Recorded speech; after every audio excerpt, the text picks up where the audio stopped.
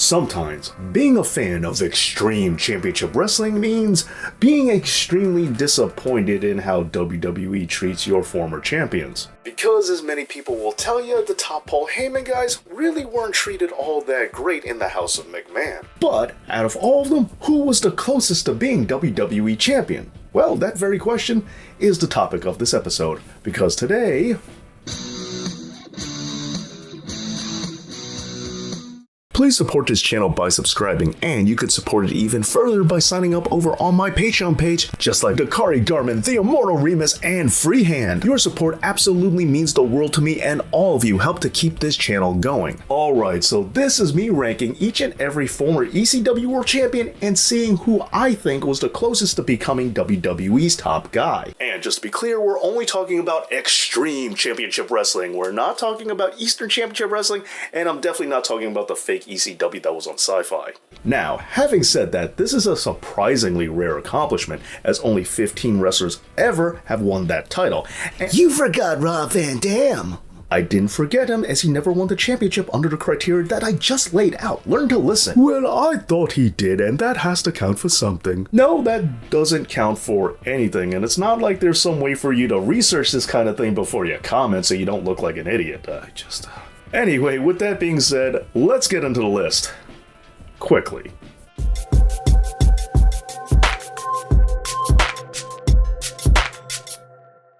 If there was ever anybody who won the ECW World title but did not fit the mold whatsoever as a WWE World Champion, it would have to be that of the master of the whippersnapper, Mikey Whipwreck. Now sure, his famous finisher would lend itself very easily to Stone Cold Steve Austin, but just because the Texas Rattlesnake bites some of your gimmick, that doesn't mean you're destined for WWE Gold. And yes, I am going to have to mention that again later on. And let's also remember that Steve Austin was originally slated to take the title off of Whipwreck, but he refused. Anyway, Mikey has the dubious honor of starting this list off, seeing that he definitely does not have the WWE look to him, and furthermore, his whole appeal was centered around ECW style storytelling, something that WWE really can't do, as the whole point to Mikey was that he was a lovable punching bag, and to get a talent over with that kind of gimmick, you have to be a genius like Paul Heyman. After all, WCW had no idea what to do with Mikey, and while I'm sure a regular paycheck must have been nice, I have no idea what Whipwreck was thinking when he went to World Championship Wrestling, as he left because he wasn't getting the kind of push he expected. But to be quite honest, I can't believe he expected any kind of push at all. Now, just to be clear, this ranking is not indicative of anybody's skill level. It's not a commentary on anybody's talent. This is just me trying to look at things through a Vince McMahon lens and take my best guess as who I think he might have picked, if he had to,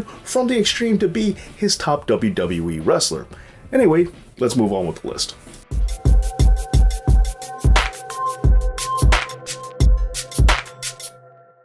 Okay, scoring just one notch higher than Mikey Whipwreck is Masato Tanaka. While his size might not be the norm for WWE, coupled with the fact that he has a bit of a language barrier, it does seem like he may have fared worse than Mikey in the House of McMahon. But let's remember that he is a much better wrestler than Mikey Whipwreck, and the kind of collisions that he had with Mike Awesome are more up WWE's alley. They even booked an exact match in the first One Night Stand, where Mikey was just a bystander accompanying Tajiri to the ring. Now back to Tanaka. While I do think his style is a little more friendly to WWE than that of Mikey Whipwreck, at the same time, let's not pretend like the rougher, stiffer stuff is always necessarily up WWE's alley. Although sometimes it is. What can I say? WWE is weirdly selective about this kind of thing.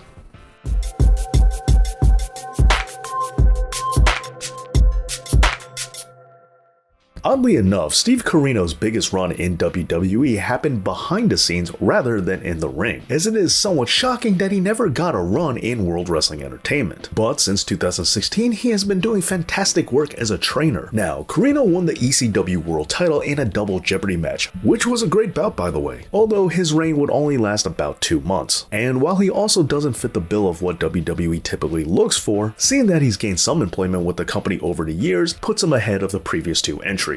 And even though he did get to dip his toe ever so briefly into a WWE ring, I think that's a real shame, as I feel Steve Carino could have added a lot to WWE's roster, but at least he's there in a backstage capacity now.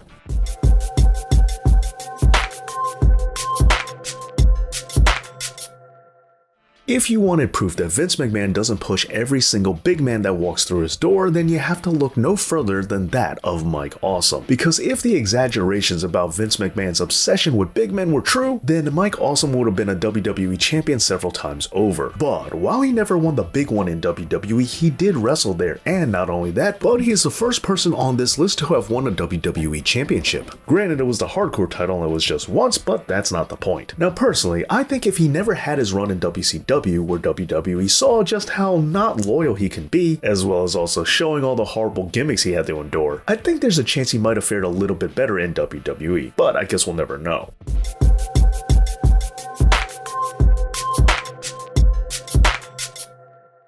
Alright, so this is not going to just be another rehash of what I said about Mikey Whipwreck, but here we have the Sandman. Now, no, he doesn't look like a typical WWE champion, and yes, Stone Cold did also bite a lot of his character from him as well, and he also had a brief and terrible run in WCW, but nevertheless, the Sandman does have a few factors that separate him from Mikey. Namely, he's a lot taller and he's a lot more dangerous looking, plus his rough and tough attitude is just more translatable to WWE. And also, let's remember that WWE did hire the Sandman to be a part of the ECW relaunch. And sure, you could make the argument that the Sandman was a part of the fake ECW and he was in the video game, so maybe he should be a little higher on this list. But it's not set in stone, and again, this is just what I happen to think off the top of my head. Not saying I'm necessarily right.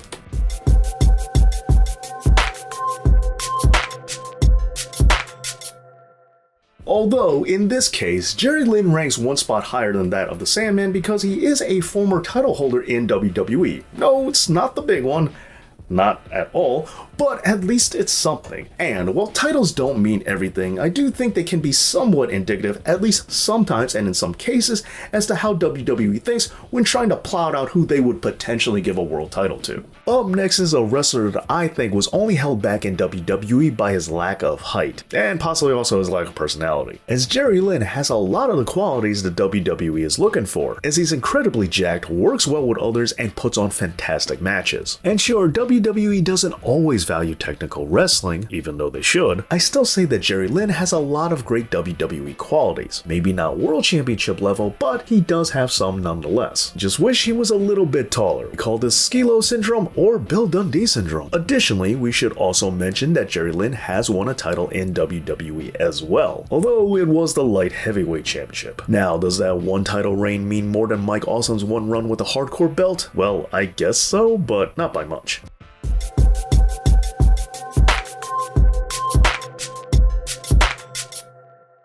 So while one run with the light heavyweight title might mean more than one run with the hardcore title, I don't think it's 8 times more, which is exactly how many times Justin Credible has won the WWE Hardcore Championship. And with a number that high, I do feel that Justin Credible would rank over that of Jerry Lynn, even if Lynn was the one to take the world title off of Justin Credible in ECW, which he was. But there is something else we need to put into consideration, and it was the fact that Justin Credible was pretty tight with the Clique, as there are those who sometimes maybe do consider him as a Clique member. It's never been 100% clear. Anyway, in the wrestling business, a lot of times it's more than just what you know, it's who you know. And yes, while the former Aldo Montoya only got so far in the WWE, even with all the pull he had, I still think it's enough to put him in the middle of the pack of this list. Now, in the case of Justin Credible and other wrestlers like him, this is a little complicated because yes, he did have a significant run in the WWF long before ever going to ECW, but that run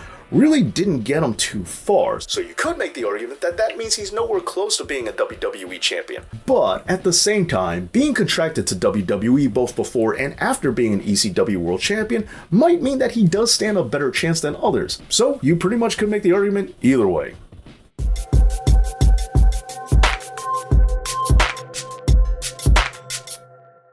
And up next we have Tommy Dreamer, and now sure, he wasn't a Clique member like Justin Credible was, but he does have a few things over the former Man of War, as Dreamer does have 6 additional title reigns over Credible with the Hardcore Championship, and furthermore he does have one run with the fake ECW title in WWE, and he's somehow the only person to actually have won both the ECW World Championship under WWE and Extreme Championship Wrestling. Now yes, I know I said I wasn't counting the fake ECW title, and I'm not, not, at least not when it comes to who qualifies to rank on this list. But at the same time, I still think that it warrants consideration for how to rank the people on this list, at least to a minor degree.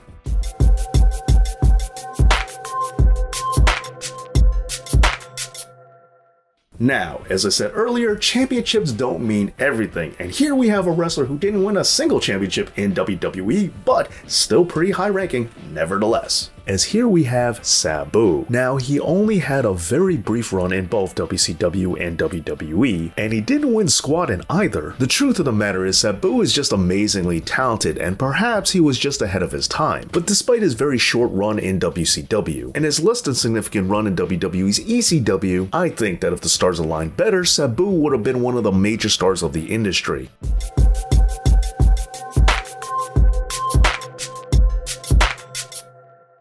Okay, so now back on the championships, because the former Scotty Flamingo has won the hardcore title in WWE an unprecedented 26 times. I guess he was the R-Truth of his era. And while this may not be a good thing, before ECW he was already in WWE as Johnny Polo. And while his run in WCW wasn't ideal, he did get to win some gold there. And while all of this didn't add up to a world title in WWE, I say that you do have a leg to stand on if you decide to say that it probably should have. And that's not even taking into consideration that Raven is a friend to this channel. My name is Raven, professional wrestling superstar, and what's his name? Dave. Dave knows wrestling. You sure, Dave? It's close enough. Close enough. Quote to Raven. Nevermore.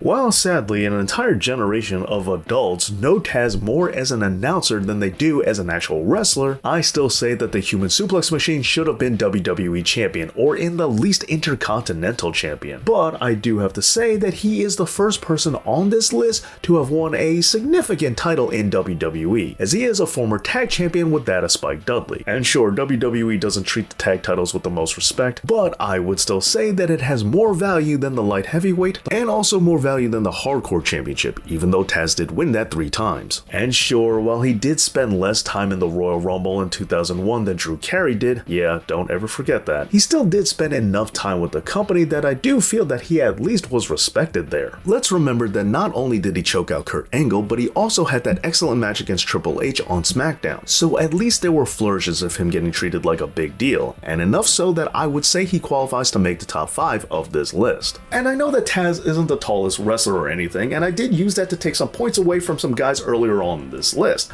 But if you want to see why there's such a big separation between Taz and Mikey Whipwreck, first of all, Taz looks like a wrecking machine, and second of all, let's remember the first ECW invasion, where Mikey Whipwreck was tapped out on an episode of Raw in about 2 minutes by, well, Taz.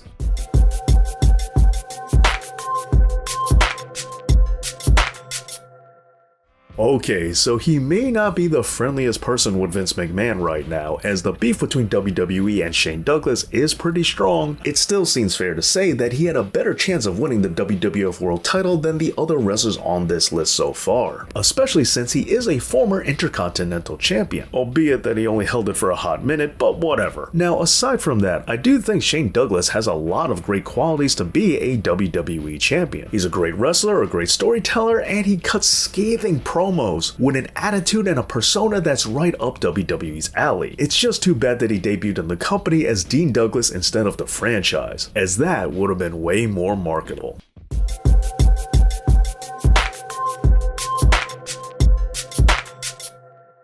And here we have the man-beast Rhino. Okay, confession time, because I think Rhino has always been pushed slightly more than he should have been in just about every promotion he's ever worked for. As I don't think he should have been the last ECW World Champion, I don't think he should have won the NWA World Championship in Impact, and he also collected several titles within WWE, as he's a 3-time Hardcore Champion, a 1-time WCW United States Champion, and him and Heath Slater were the first ever tag team champions for SmackDown, unless of course you count Kurt Angle and Benoit. But with all that being said, it's still clear that Rhino is very talented, and seems to be fairly well liked just about everywhere he goes. Maybe not enough to get him a WWE Championship, or into the Michigan House of Representatives, but still, I don't think there are too many former ECW World Champions that could get closer to the WWE title than Rhino. And on a side note, I always thought that Rhino looked like a psychotic version of Jon Favreau. That has nothing to do with anything, I just thought I'd mention it.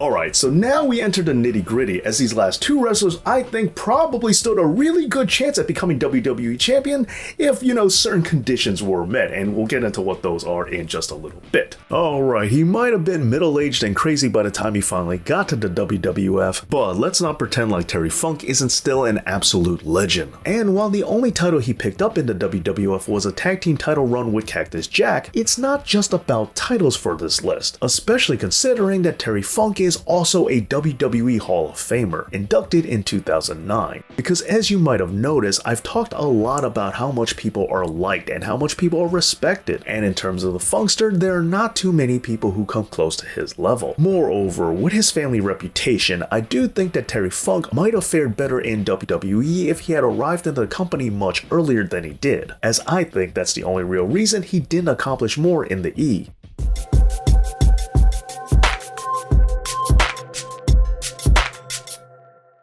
And the number one spot goes to Bam Bigelow. Now again, it's not all about championships, as the Beast from the East is pretty lacking in that department when it comes to WWF, seeing that they never gave him any title of any kind at all. But with that being said, why did I put him at the top of this list? Well, for starters, he's the only person on this list who has a WrestleMania main event to his name. But the bigger factor here is, which some of you may have remembered, is that Bam Bam was initially supposed to be the next big babyface after Hogan, as was seen during his massive push that he got during the initial Survivor Series pay-per-view event. But alas, Bam Bam got double knee surgery and left WWF, and even after returning to the company, he was never the same ever since. But regardless to any of that, this list is about who was the closest to becoming WWF champion, and even though it didn't pan out, if you could ever claim to have been the next in line for the Hogan spot in the WWF, then I say that's as close as anyone could get to being a WWE champion without actually being WWE Champion. Alright, so there you go, my ranking of each and every former ECW World Champion